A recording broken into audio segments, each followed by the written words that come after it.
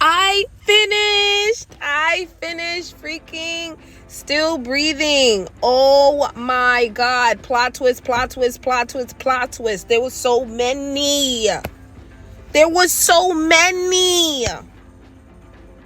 I couldn't keep up. I just did a video and I thought that it was a thriller. But it slowly... Sorry. Somebody was being all up in my business. But it slowly turned into a romance. Okay? All right? 20 out of 10. Because I love me a thriller. I love me a suspense. I love me some romance. A little bit of spice. I love it. And she gave everything. She gave some spice. She gave some thriller. A little bit of mystery. Because I was confused at one point. A little suspense, you know? And a whole lot of romance. A whole lot of confusion, too. Jennifer Hartman, ladies and gentlemen. Jennifer Hartman. Because she did it. She did that. Let me tell you, she did it. There was some times where Cora was getting me tight. I'm not even gonna front. She was getting me tight because I'm like, all right, girl, come on, let's use that again. But at the same time, I feel like she could have gave just a little sprinkle, a little bit more at the end when they, spoiler. I'm leaving no spoilers, so if you didn't know, get the hell out. If you want to know, I don't care. But for when they got after he killed him, they could have had like more of a adventure getting to safety, because they said they was on a farm and they was away from civilization, basically. So it could have been like they was trucking out, trying to find out where they was at. It could have been like they was 5 miles out, something like that, 12 miles out, and there was nobody in sight. It could have been something like that instead of them calling on the landline and them coming to get them. It could have been a little bit more. But other than that, it would have made that 30 out of 10. But other than that, it was perfect. It was perfect. How she was like basically going through her PTSD and she just couldn't get out of it. She wanted to you fell in love in that basement and you didn't even know. Crazy. You fell in love in the basement and you didn't even know to your sister's husband. Fiance. You didn't even know. So to hold on to that little sliver of love, to hope, you were staying in that basement.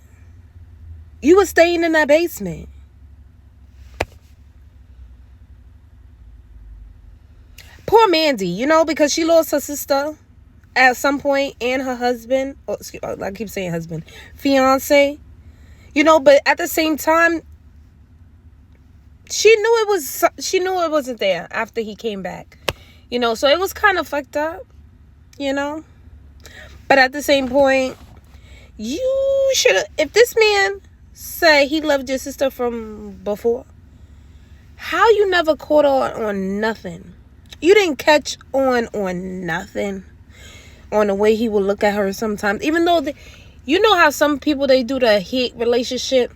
You didn't catch on to nothing. You didn't start seeing the red flags until he got back and they was being secretive around each other.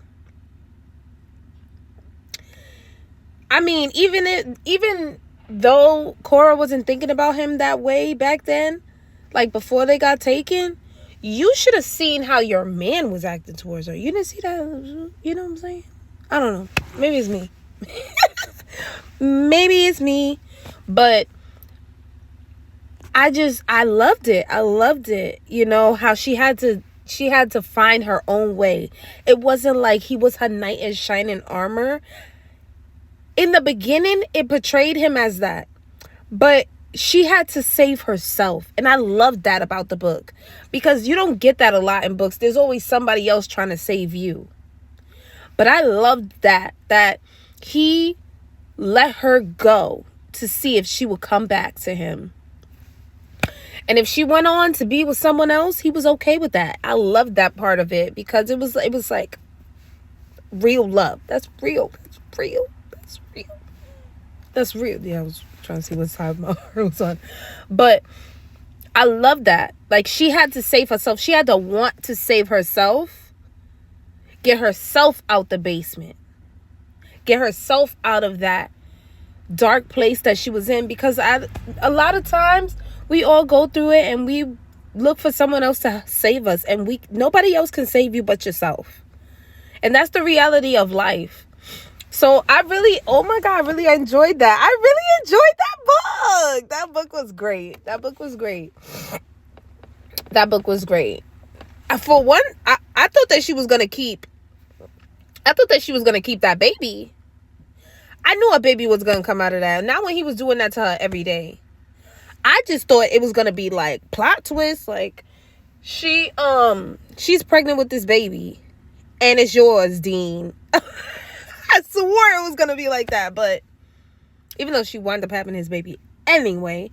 But yeah, I thought that was what was gonna happen, but it wasn't. It wasn't what happened. She said, "Nah, I'm not having a trauma baby," which I don't fault people that do. You know, when circumstances in life happens to them and they wind up conceiving from it, I don't fault people from keeping it, you know, because everybody's aspect and mindset is different. So even if she was to keep it and it wasn't Dean's, I don't think that would have been a bad thing anyway, because, you know, it is what it is. There's so many people and babies. I would say people because as a whole, adults included, but babies that are born out of those type of circumstances, and it's not their fault. They didn't do nothing to get there. So, and they got to live with that trauma. They got to live with that trauma when they grow up, knowing how they was conceived. So, you know, it's like you can't fault people for looking at that baby as still being their child, because in the end it is. It still comes from you, and even though the other half may not have been what you wanted, it's still a part of you, you know, to do that. So I don't think that would have been bad either. But she just couldn't. She couldn't take that chance. That book was so much. It was so much, but so little. So little. I felt like I needed more. Like, where's a part 2? But, you know, some books are best left like that. Like, even when it's leaving you wanting more, it's good, because sometimes when they do part 2s, they lose all spark. And I'd be so upset, because you'd be like, ooh, part 1 was, and then you got part 2 that was like, what the fuck was that? I don't know if I can say that.